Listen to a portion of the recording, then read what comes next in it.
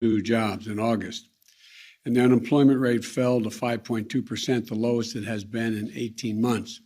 But despite the impact of the Delta variant, and I'll talk a little more about that in a minute, what we're seeing is an economic recovery that's durable and strong.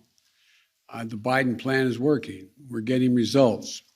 America is on the move again. And today's revision of previous month's job gains, with the revision of the July numbers, this report means that we have been adding an average of 750,000 jobs per month on average during the past 3 months.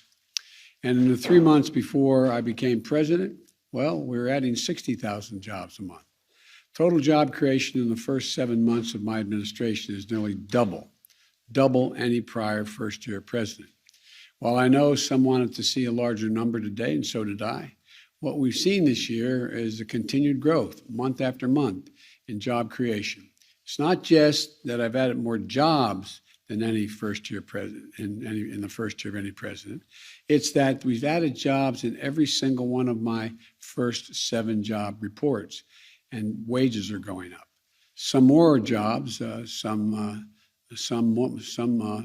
months are fewer, some months more, but always adding jobs.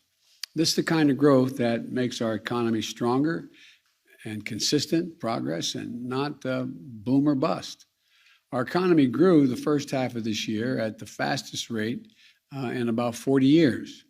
We're the only developed country in the world. I'll say that again. We're the only developed country in the world whose economy is now bigger than it was before the pandemic.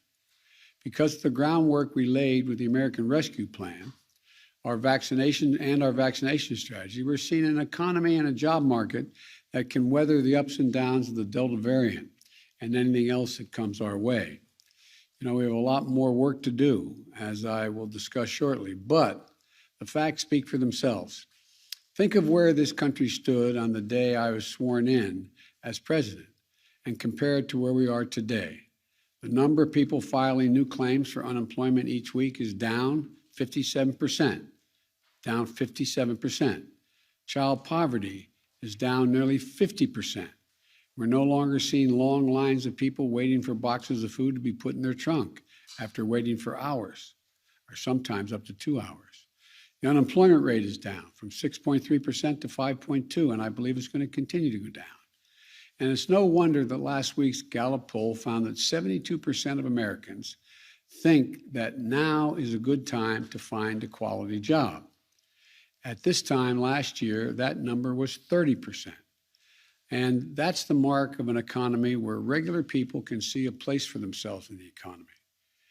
You know, the holidays we celebrate this weekend, the holiday Labor Day, is about honoring the dignity of work, honoring the American worker. And that's what our economic strategy is all about as well. It's about growing our economy from the bottom up and the middle out, providing some extra breathing room for families. And my dad would just say, just a little breathing room. Creating an environment where employers have to compete for workers by providing higher wages and better benefits. That's what's happening.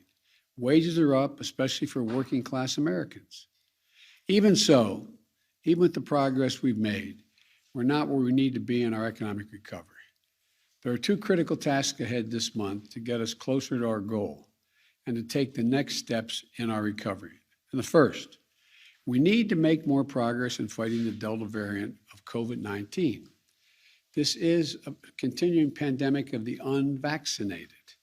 Since becoming president, I've ramped up testing, secured enough vaccine for every single American, and gotten 175 million Americans fully vaccinated. Still, too many have not gotten vaccinated, and it's creating a lot of unease in our economy and around our kitchen tables. Today's report shows that the steps we've taken, passing the rescue plan and vaccinating 175 million people, make our economy capable of growing and adding jobs even in the face of this continuing Delta surge. A strength in our economy very different from the way things were last winter. There's no question the Delta variant is why today's job report isn't stronger. I know people were looking, and I was hoping for a higher number. But next week, I'll lay out the next steps that we're going to need to combat the Delta variant, to address some of those fears and concerns.